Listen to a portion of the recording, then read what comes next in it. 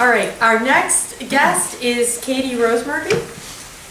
Catie is the author of 2 collections of poetry, My Favorite Apocalypse and The Stranger Manual, both published by Grey Wolf Press. Her work has appeared in places such as Boston Review, American Poetry Review, and the Gettysburg Review. She is the recipient of a Rona Jaffe Foundation Award, a National Endowment for the Arts Fellowship, and a Pew Fellowship in the Arts. Catie received her MFA in poetry from the University of Alabama. She teaches courses in creative writing, poetry, and contemporary literature at the College of New Jersey. I have to say this before I welcome you up here. I mentioned that you were reading, and I can't even remember who it was now, and they went just like this. They went, oh, I love Catie Rosemurgy. So, welcome, Catie Rosemurgy.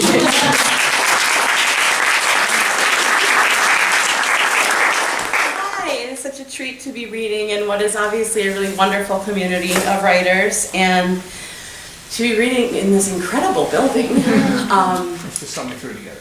Right? And to be reading with Michael, who I was really lucky enough to have as a teacher. I'm going to start with a poem from the point of view of a blast furnace. Where else to start? As if you couldn't tell from the title. It's called The Furnace.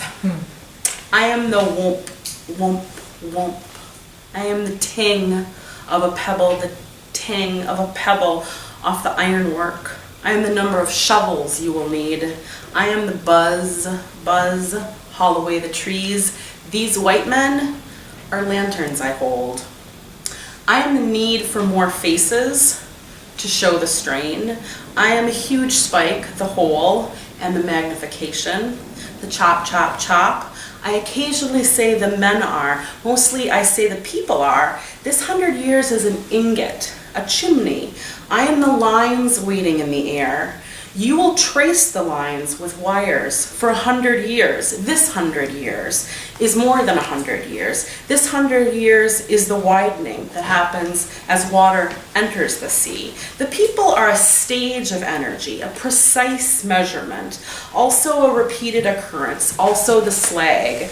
I am the bloomery, the blowing house, the rough mound that changes things. This 100 years saves clippings of its hair. The people are overheard up above. Think of them as streetlights. I can find my way. Cement these embankments. Get out of the way so a pattern can form. I say the men are boxes. I say the women are smaller boxes. Put them over there. The people are cross beams. The people are the punctuation. Some curl, some straighten. The people form phrases such as fuel, flux, or go in. I sometimes say the women are, I sometimes say the children are the short hairs. If they haven't grown, they stick out. The children stick out. That's the structure. Protect the beginning so a pattern can form. This 100 years is a pipe splitting off from a pipe. The people are the coils. The years are the filaments. I am the narrator, which means I will tell the story.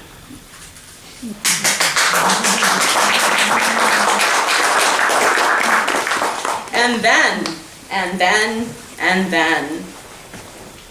winter picked up the stones off the ground and held them against my eyes, my temples, my cheeks.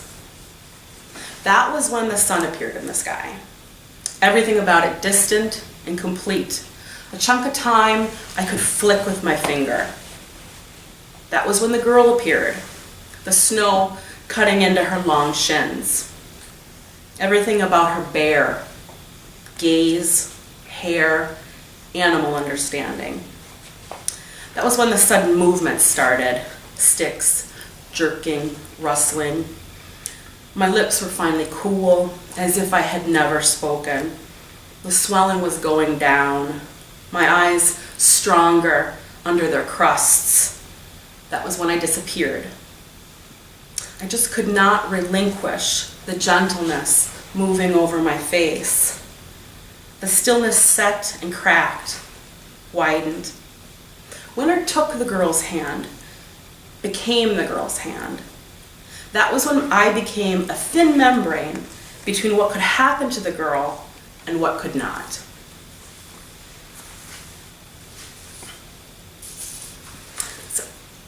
these poems are from a collection of poems about, loosely based on the Peshtigo fire, which happened in the 1870s, and it's not widely remembered, and it's happened around the same time as the Chicago fire, which is widely remembered. And so this poem, the poems in this book play on that idea of what we remember and don't remember, and fictionalize a lot of this town where a bunch of terrible things keep happening over and over and over again. This is post-fire. She scolds the first possible animal. Cat. My loves are gone. The unpockmarked man, the pockmarked man. The whittled woman, the solid woman. I could maybe have lived without them, but not without the wide eyes in the girl's head. Whatever she placed in the dish of her gaze plumped up like a ripe berry. The afternoons rolled around, trailing their juice. Most people would claw at the door, though the front yard was on fire as well. The girl turned right to me.